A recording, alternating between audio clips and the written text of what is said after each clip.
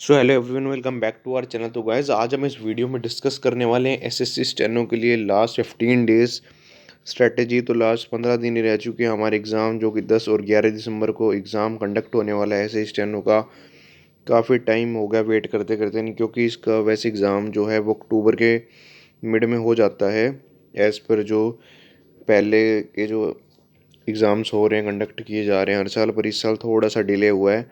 उससे हमें ही बेनिफिट हुआ है, एक्स्ट्रा टाइम मिल गया कवर करने के लिए। तो हम ये आज भी इस वीडियो में डिस्कस करने वाले हैं कि 15 दिनों में लास्ट क्या करा जाए कि स्कोर उससे थोड़ा और बूस्ट हो सके। तो सबसे पहले जितने भी हमारे इंपॉर्टेंट टॉपिक्स हैं, जीके जीएस के हो गए या फिर इंग्लिश के हो गए, वो सारे आप रिवाइज करके डेफिनेटली जाएं। क्योंकि हम जो हैं वैसे तो मॉक टेस्ट डेली बेसिस पर देते ही रहते हैं, पर एक बार रिवाइज करने पर सारी चीज़ें माइंड में दोबारा थोरोली कवर हो जाती हैं। और वैसे भी अब तो लास्ट टाइम में यही बेनिफिट है कि मॉक टेस्ट भी दिए जाएँ और जो भी हर एक एक सब्जेक्ट को पर्टिकुलर डे के हिसाब से रिवाइज कर दिया जाए, जिससे पूरा सिलेबस एक कवर हो जाए। और सेकंड नंबर पे आपको क्या करना है, प्रीवियस ईयर जितने भी, जैसे कि अभी रिसेंट में CHSL भी हुआ है, MTS भी हुआ है। MTS की तो भाई आंसर की लिंक ही नहीं आई वैसे, पर CHSL हो गया, जो भी अपने CGL एग्ज़ाम्स हुए हैं उनके आपको क्वेश्चंस कवर करने हैं।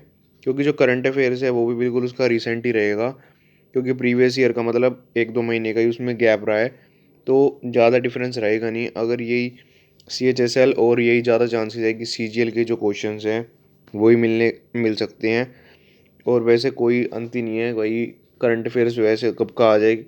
जैसे जो अपना CGL हो, इसमें तो 2023 का पूछा गया है, तो कितना ही कवर कर सकते हैं। वैसे लास्ट 8 मंथ तो बेस्ट ही रहेगा, जनवरी से लेके अब तक का। और थर्ड नंबर पर भाई जितने हो सकते हैं मॉक टेस्ट दो और उसको एनालाइज करो प्रॉपरली, सबसे बेनिफिट वाली चीज़ रहेगी। तो हम इस वीडियो में पहले ये डिस्कस करेंगे कि जीके जीएस के लिए क्या बेस्ट रहेगा। तो जीके जीएस के लिए भाई जितने भी अपने स्टैटिक जीके के जो टॉपिक्स हैं उनको कवर करना है, क्योंकि 15 से 17 नंबर की वेटेज तो स्टैटिक जीके ही रखता है। तो स्टैटिक जीके में काफ़ी सारे टॉपिक्स आ जाते हैं। आप स्टैटिक जीके कवर करके जाएं भाई, सबसे इम्पोर्टेंट टॉपिक रहेगा। सेकंड पे 8 मंथ का करंट अफेयर्स, ये तो करना ही करना है। और जो अभी एग्ज़ाम्स हुए हैं CHSL और CGL में, जो भी करंट अफेयर्स उनमें पूछे गए हैं वो डेफिनेटली उनके नोट्स बनाएं, क्योंकि कुछ नहीं पता भाई, वो क्वेश्चंस भी आ सकते हैं, उसके ज़्यादा चांसेस हैं।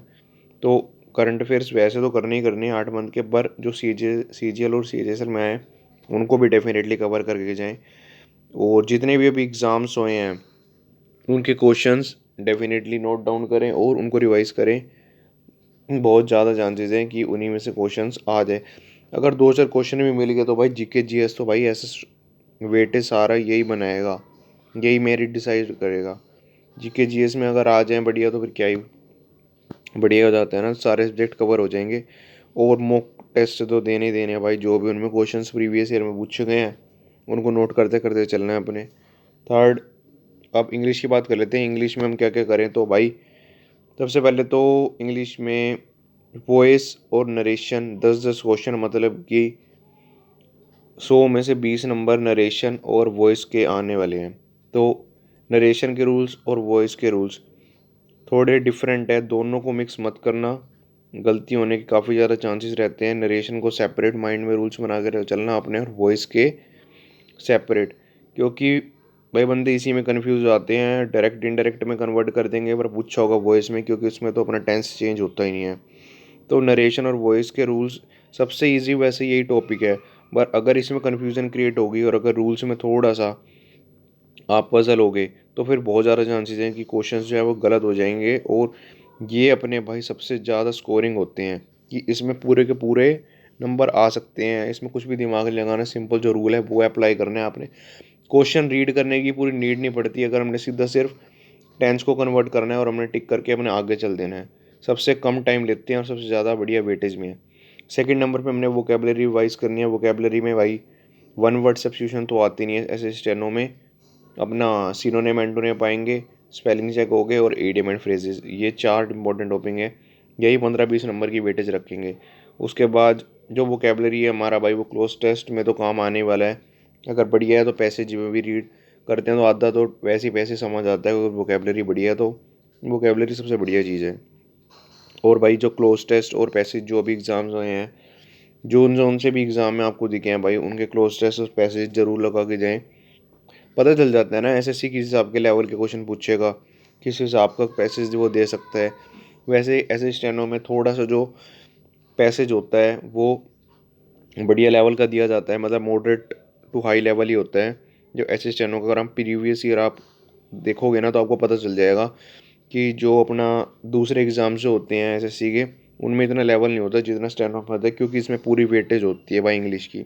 तो इसमें लेवल भी बढ़िया ही दिया जाता है पैसेज का, क्योंकि इसमें कई क्वेश्चन जो पैसेज में पूछे जाते हैं कि किस हिसाब की पैसेज में टोन पूछी गई है क्या है, क्योंकि 15-20 नंबर तो पैसेज कवर करेगा। तो इसमें थोड़ा सा मॉडरेट टू हाई लेवल करना पड़ता है। और मॉक टेस्ट देने भाई, और जितना हो सकता है उसको एनालाइज करो प्रॉपरली।